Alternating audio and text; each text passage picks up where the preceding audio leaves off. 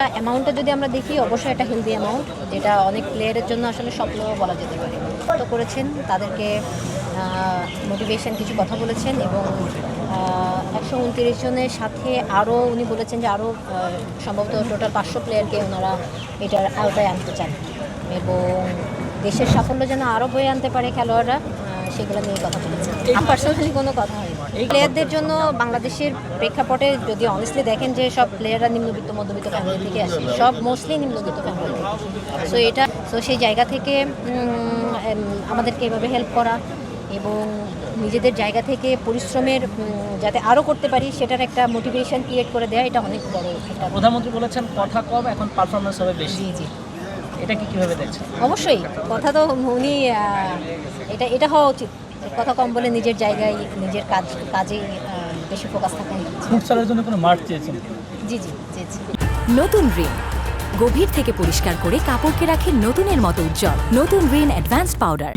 হ্যাঁ স্যার বলেছেন অলরেডি এটার কার্যক্রম শুরু হয়েছে। তামিম ইকবালের সঙ্গে দেখা হয়েছে কিনা? ভাইয়ের সাথে দেখা হয়েছিল, উনি সামনে বসেছিলেন, ও কোনো কথা বলা সব কিছু মিলে এর আগে তো আসলে বলা হতো যে অন্যান্য অ্যাথলেটদের সাথে আপনাদের একটু বৈষম্য চোখে দেখা হয়, কিন্তু এই সরকার আসার পর থেকেই আসলে একটা পজিটিভ মুভমেন্ট তাদের দেখা যাচ্ছে এবং আপনাদের নিয়ে শুরু করে দিয়েছে অলরেডি কাজ। কি মনে হয় তাদের এই মুভমেন্টটা কীভাবে দেখছেন? অনেক ভালো এবং আমি মনে করি যে অবশ্যই সরকার এই জায়গাটা থেকে সাধুবাদের প্রাপ্য, কারণ বাংলাদেশের আসলে যদি দেখেন বাংলাদেশকে বিশ্ব দরবারে চেনার একটা অনেক প্রধান একটা জায়গা হচ্ছে স্পোর্টস।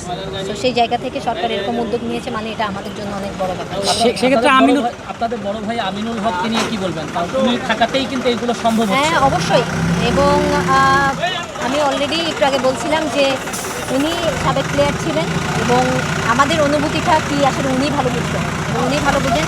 তো সেই জায়গা থেকে আমার মনে হয় বিভিন্ন ফেডারেশনগুলোর সাথে এবং প্লেয়ারদের সাথে উনি স্পোর্টস নিয়ে কার্যক্রম করবেন। একটা বিষয় জানতে চাই, বাংলাদেশের আন্ডার 20 টিমটা খুব ভালো খেলছে, মেয়েরাও নামছে। ফুটবল দলের বিদেশি যেসব ফুটবলাররা আছে তারা খুব ভালো খেলছে, তাদেরকে আসলে কি আরও বেশি বেশি সুযোগ দেওয়া উচিত কিনা? অবশ্যই তাদের যদি অ্যাবিলিটি থাকে কেন দিবেন না। আর যেখানে আসলে তারা, আমি আমাদের U20 একটা ছেলে দেখেছি যে ফার্স্ট ম্যাচে 2টা গোল করেছে, হ্যাঁ। সো এটা তো অবশ্যই, কারণ তারাও আসলে তাদের অনেক কিছু স্যাক্রিফাইস করে আসছে দেশের সম্মানার্থে। দেন কেন নয়, দেখতে চান কিনা মাঠে? যদি এটা কোচের উপরে ডিপেন্ড করবে, সে যদি তার জায়গাতে ভালো থাকে অবশ্যই খেলবে। সবার আগে তো দেশ। শুধুমাত্র একটা মাঠ চেয়েছেন, তবে সফলতার ক্ষেত্রে হচ্ছে মেয়েরা নারীরাই বেশি এগিয়ে। আর কি সুবিধা চান আসলে এই সরকারের? আমি ওখানে বলেছি যে সুযোগ সুবিধা, প্রশিক্ষণ, উন্নত প্রশিক্ষণ, এগুলো আসলে আমাদের দরকার। তো সেই জায়গা থেকে অবশ্যই ক্রীড়ামন্ত্রী, প্রতিমন্ত্রীও বলছিলেন যে ওনাদের একটা বিরাট প্ল্যান আছে। সো আমার মনে হয় যে হোপফুলি এই ইয়ারটা আমার মনে হয় যে অনেক ভালো ভালো অ্যাক্টিভিটিস আমরা দেখতে পাবো। Thank you. ঠিক আছে, থ্যাংক ইউ।